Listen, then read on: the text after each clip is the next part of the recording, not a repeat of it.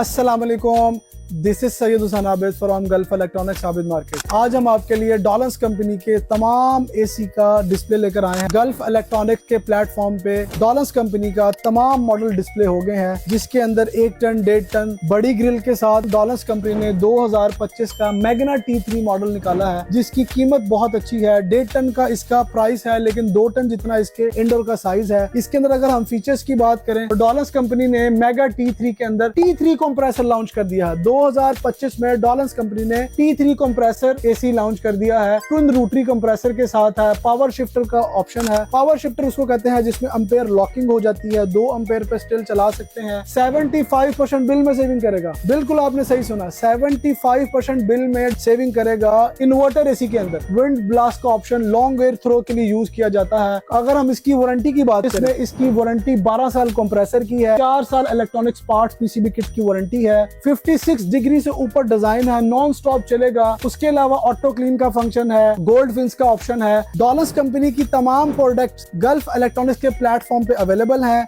आप physical bye करने के लिए गल्फ इलेक्ट्रॉनिक्स लाजमी विजिट करें। हमारा एड्रेस है Lahore Abid market, shop number 8, Pakistan के किसी भी शहर से। ऑनलाइन ऑर्डर करने के लिए www.gulfelectronics.pk लाजमी विजिट करें। बहुत शुक्रिया, अल्लाह हाफिज।